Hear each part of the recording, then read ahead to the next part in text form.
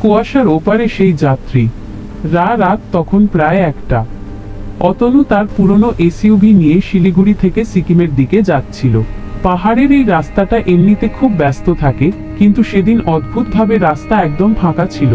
চারিদিকে ঘন কুয়াশা, হেডলাইটের আলোয় 2 হাত দূরের জিনিসও দেখা যাচ্ছিল না।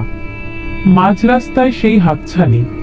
সেবকের সেই ভয়ঙ্কর মোড়টা ঘোরার পরই অতনু দেখল রাস্তার ধারে সাদা শাড়ি পরা এক মহিলা দাঁড়িয়ে আছেন। তার হাতে একটা পুরনো আমলের লণ্ঠন। অতনু ভাবল, এই রাতে হয়তো কোনো বিপদে পড়েছেন। গাড়িটা থামিয়ে কাঁচ নামাতেই একটা হিমশীতল বাতাস গাড়ির ভিতরে ঢুকে এল। মহিলাটি খুব শান্ত গলায় বললেন, তারা চিহ্ন বাবা, আমাকে একটু সামনের কালভার্ট পর্যন্ত ছেড়ে দেবে, বড্ড শীত করছে। অতনু অমত করতে পারল না। মহিলা পেছনের সিটে বসলেন, কিন্তু অদ্ভুত ব্যাপার, লুকিং গ্লাসে অতনু মহিলার মুখটা দেখতে পাচ্ছিল না। সেখানে শুধু এক দলা কুয়াশা ভাসছে। কালভার্টের রহস্য। কিছুক্ষণ যাওয়ার পর সামনে একটা ভাঙা কালভার্ট দেখা গেল।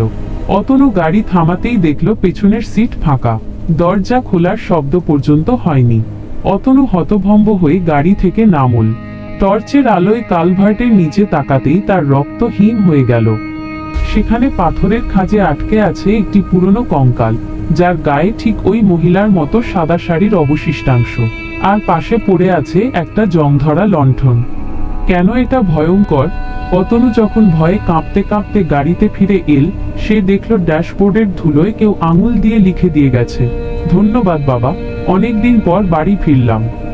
সবচেয়ে ভয়ের বিষয় হলো, অতনুর গাড়ির পিছনের সিটটা তখনও বরফের মতো ঠান্ডা হয়েছিল, যেন সেখানে কোনো মানুষ নয়, এক টুকরো জমাট বাঁধা মৃত্যু বসেছিল। ভৌতিক টিপস: পাহাড়ে রাতে ড্রাইভ করার সময় পেছনের সিটে আয়না দিয়ে বারবার তাকানো ঠিক নয়। কে জানে, হয়তো আপনার অজান্তেই কেউ আপনার সফর সঙ্গী হয়েছে।